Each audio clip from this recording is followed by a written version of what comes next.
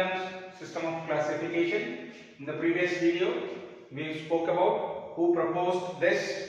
It was proposed by Carolus van Linnaeus. Now, what was the criteria? The criteria that have been used by the Linnaeus to classifying the living organisms into two kingdoms are: criteria is used by Linnaeus to classify living organisms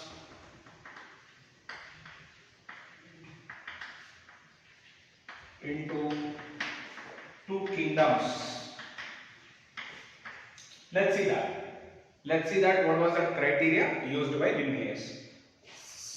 Here, cell wall, just taking the criteria for cell wall, then locomotion, nutrition,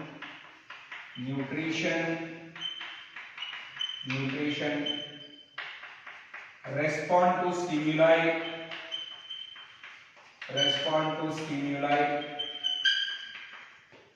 then contractile system.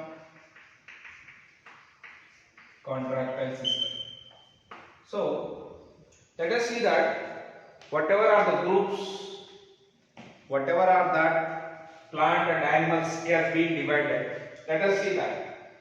Now cell wall is present in one group, what it is called as, we will see. So this cell wall is absent. Now only you can understand easily that whenever I use the word call, the cell wall is present, I can say that it is a plant, and when it is absent, you can easily identify that it is an animal. Fine. The locomotion is absent in plant organisms. Locomotion is present in animals. These are the criteria as being used by Linnaeus classifying living organisms into two kingdoms: locomotion, absent and present. Nutrition. So we should write they do not eat. They do eat. Plants cannot eat the food, animals can eat the food. Respond to stimuli. You can see the response to the stimuli in plant organisms, it is slower, and here is that fast. It is much more fast when compared with the plant organism, that is respond to stimuli. Contractile system, we are not going to see here, so that I can say that here it is absent. The contractile system I can see in animal group of organ. This is the criteria used by Linnaeus.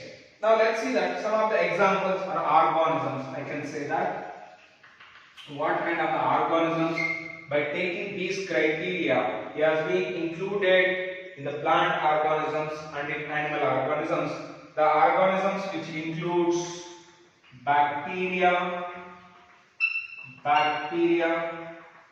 fungi, algae,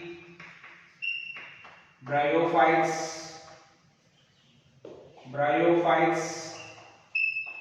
pteridophytes,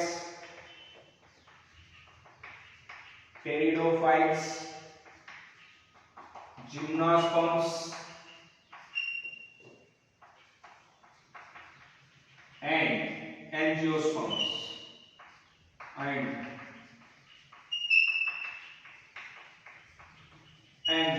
These are the organisms on this criteria. These are the group of organisms. On the basis of this criteria, Linnaeus has been included in kingdom called plants. Now, animals, what are the organisms has been? Protozoans,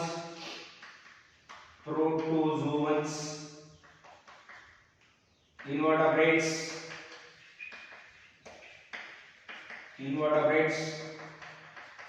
vertebrates.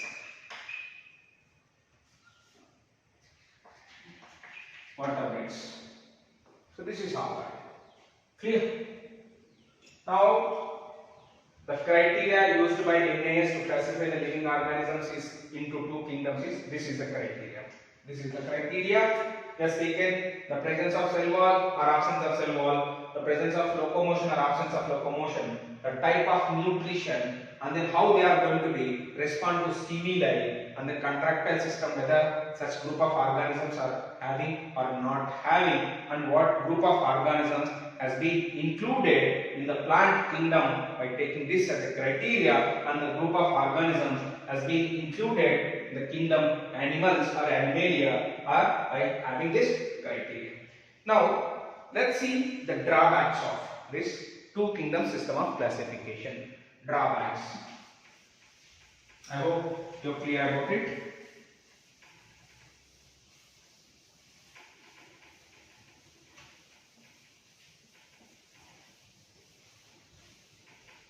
Okay, now we will write about the drawbacks of two kingdom system of classification. Drawbacks of two kingdoms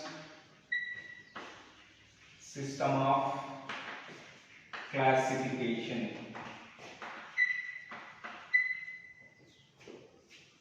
Drawbacks of two kingdoms.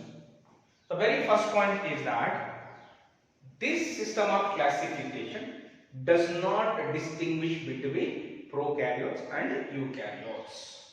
The very first point is that this system of classification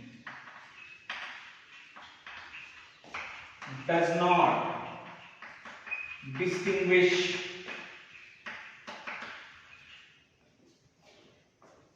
between prokaryotes and eukaryotes.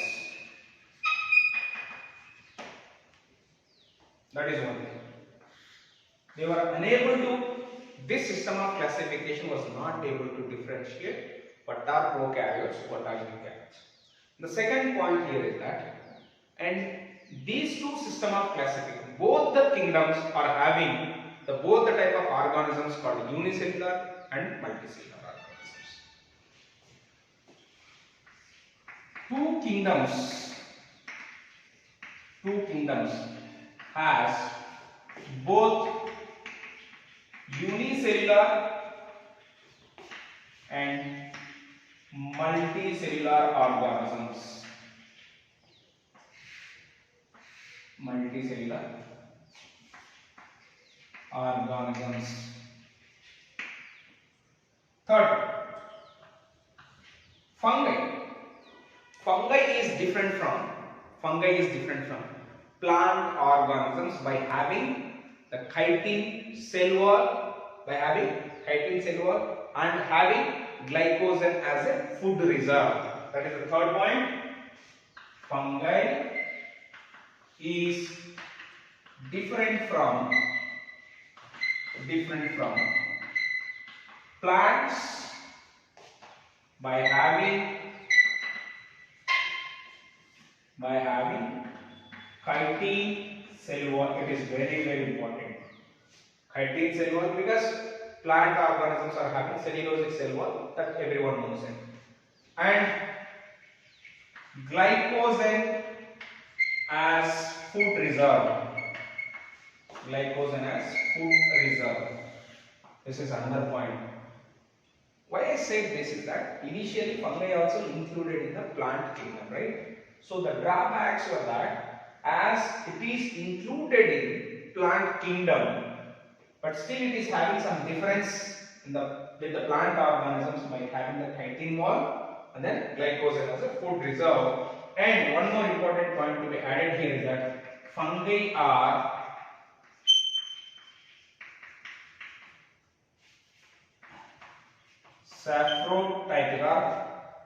saprophytic. Fungi are saprophytic and absorptive mode of nutrition. They are, sometimes the people say that heterotrophic also, but saprophytic they are, and they are having that absorptive mode of nutrition. So these are the main 3 points. There are 2 more points are also there. I am just repeating this. This system of classification does not distinguish between prokaryotes and eukaryotes, and both the kingdoms or the 2 kingdoms, that is plants and animals, are having both unicellular and multicellular organisms. Fungi is different from plant organisms by having that chitin cell wall and glycogen as a food reserve. Fungi are saprophytic and it has a absorptive mode of nutrition, and 2 more points are also there, 4 and 5 part, and the next video I will continue that.